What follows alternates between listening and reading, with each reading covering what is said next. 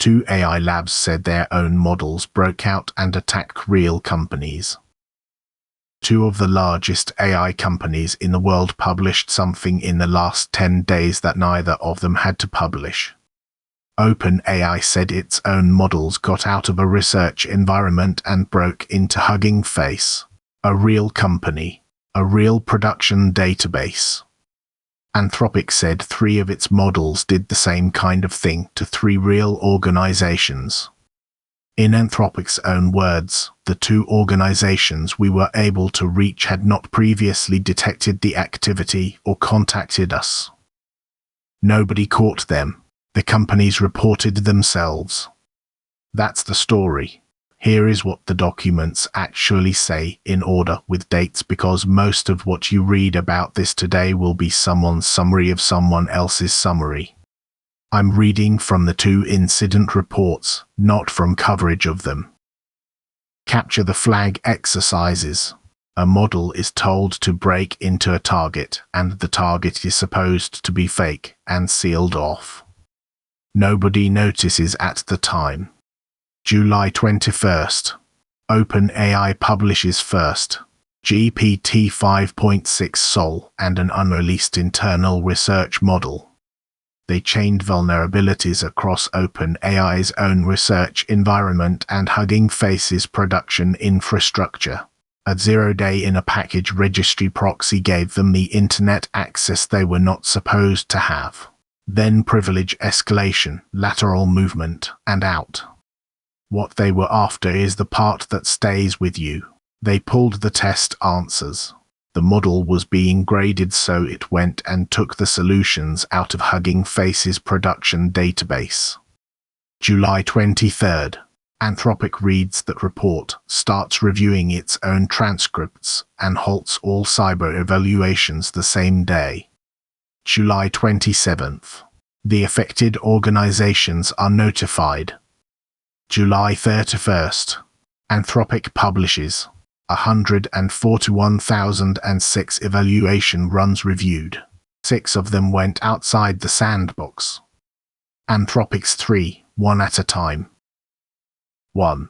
Claude Opus 4.7 was given a fictional target. A real company happened to share the name. Over 4 runs it took application and infrastructure credentials and reached a database holding several hundred rows of production data. 2. Claude Mythos 5 published a malicious Python package to PyPI, the public registry most of the world's Python code installs from. It was up for about an hour. In that hour it was downloaded and run on 15 real systems, including a security company's scanner infrastructure. 3. An internal research model, never released, scanned around 9,000 targets and compromised one company's internet-facing application.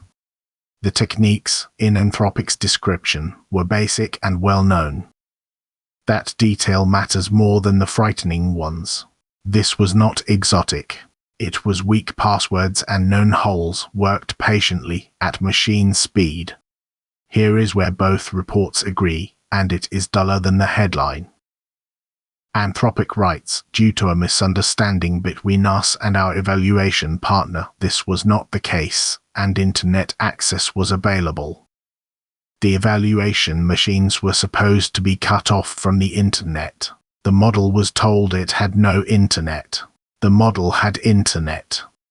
OpenAI's runs were done with what it calls reduced cyber refusal safety behavior, turned down on purpose, because you cannot test whether a model can break in if it refuses to try. So, a model told to break in, with its brakes off, on a machine someone believed was disconnected and wasn't. Now the part I'd want if I were watching. This was not an escape in the science fiction sense. Anthropic states it plainly, in none of these situations did Claude exfiltrate itself or deliberately attempt to escape its test environment. The models were doing the task they had been given. The cage door was open. They walked through it because the task was on the other side. That is a containment failure, not a breakout. We do not know the full damage.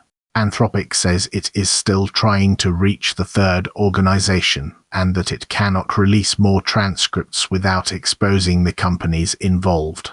Nobody outside these firms can check the numbers independently yet. And we do not know how often this happens elsewhere. 2 labs looked and both found something. That is 2 data points about 2 labs that chose to look and chose to publish. It says nothing in either direction about the ones that haven't. The skeptical reading deserves airtime too. Some people read disclosures like this as marketing a lab advertising how dangerous its own product is. The developer Simon Willison notes that reading is out there and argues it is hard to sustain when the victim company confirms the account as well. You can decide which way that cuts. I'd only point out that our safety process failed for 3 months and the victims didn't notice is a strange thing to invent. One observation I have not been able to stop thinking about. Hugging Face was under attack by a frontier model and could not use a frontier model to defend itself because the defensive uses hit the safety guardrails that the attacking model running internally with its refusals turned down did not have. The attacker had no usage policy. The defender did. Whatever you think should be done about that, notice that it is not a question about the future.